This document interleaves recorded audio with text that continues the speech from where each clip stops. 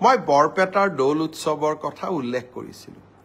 দৌলত যাওঁতে এগৰাকী কণমানি ভাগিনে মোক হাতত ধৰি কৈছিলে যে মামা এইবাৰ সমাজ অধ্যয়নৰ মেট্ৰিকৰ পেপাৰখন খুব টান হৈছে, মোক 10 নম্বৰ এক্সট্ৰা কৰি দিব লাগিব।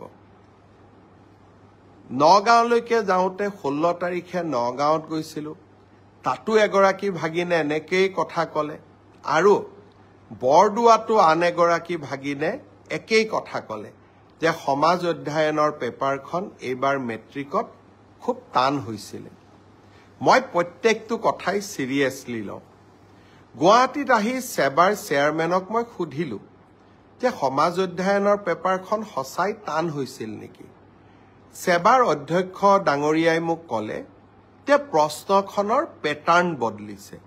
যোৱা বছৰো প্ৰশ্নখনৰ পেটাৰ্ণ বদলোৱা হৈছিল আৰু এইবাৰো পেটাৰ্ণটো বদলোৱা হৈছে যাতে ছাত্ৰ ছাত্ৰীসকলৰ জেনেৰেল নলেজৰ পৰীক্ষা সেবাই ল'ব পাৰে। ব্যৱস্থাটো আদৰণীয়, কিন্তু যদি মোৰ ভাগিনবিলাকে আকৌ মেট্ৰিকত ফেইল কৰি যায় তেতিয়াহ'লে কেনেকৈ হ'ব? সেইটোতো হ'ব নোৱাৰে। সেইকাৰণে মই সেবাৰ অধ্যক্ষক মই অনুৰোধ কৰিছোঁ যে আপুনি চাব, যদি মোৰ ভাগিনবিলাকৰ পৰীক্ষা সমাজ অধ্যয়নখনত বেয়া হয় কিন্তু আন পেপাৰবিলাকত ভাল হয়, তেতিয়াহ'লে এইবাৰ সমাজ অধ্যয়নত আমি সকলোকে অতিৰিক্তকৈ কিবা নম্বৰৰ ব্যৱস্থা কৰি হ'লেও ভাগিনসকলক মেট্ৰিক পাছ কৰাৰ সুবিধা কৰি দিব লাগিব।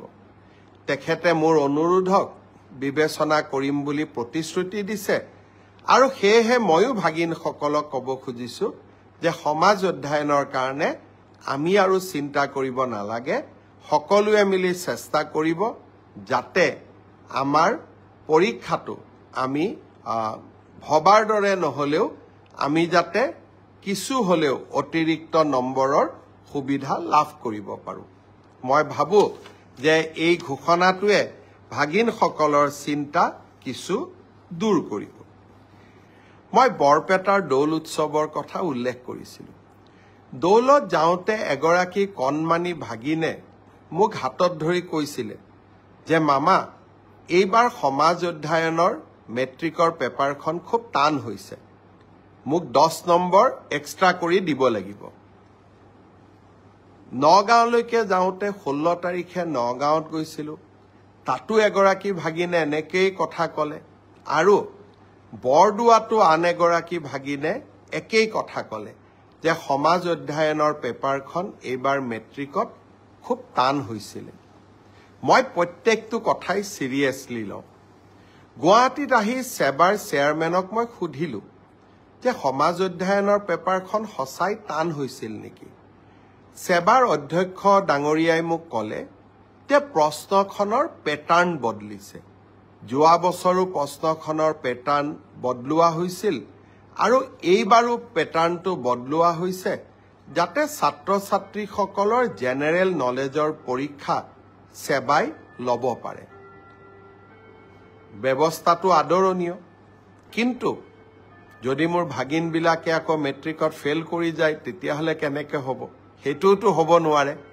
সেইকাৰণে মই সেবাৰ অধ্যক্ষক মই অনুৰোধ কৰিছোঁ যে আপুনি চাব, যদি মোৰ ভাগিনবিলাকৰ পৰীক্ষা সমাজ অধ্যয়নখনত বেয়া হয় কিন্তু আন পেপাৰবিলাকত ভাল হয়, তেতিয়াহ'লে এইবাৰ সমাজ অধ্যয়নত আমি সকলোকে অতিৰিক্তকৈ কিবা নম্বৰৰ ব্যৱস্থা কৰি হ'লেও ভাগিনসকলক মেট্ৰিক পাছ কৰাৰ সুবিধা কৰি দিব লাগিব। তেখেতে মোৰ অনুৰোধক বিবেচনা কৰিম বুলি প্ৰতিশ্ৰুতি দিছে আৰু সেয়েহে ময়ো ভাগিনসকলক ক'ব খুজিছোঁ যে সমাজ অধ্যয়নৰ কাৰণে আমি আৰু চিন্তা কৰিব নালাগে, সকলোৱে মিলি চেষ্টা কৰিব যাতে আমাৰ পৰীক্ষাটো আমি ভবাৰ দৰে নহ'লেও আমি যাতে কিছু হ'লেও অতিৰিক্ত নম্বৰৰ সুবিধা লাভ কৰিব পাৰোঁ। মই ভাবোঁ যে এই ঘোষণাটোৱে ভাগিনসকলৰ চিন্তা কিছু দূৰ কৰিব। যিকোনো খবৰৰ বাবে যোগাযোগ কৰক 7099017330 লগতে 7099017110 নম্বৰত।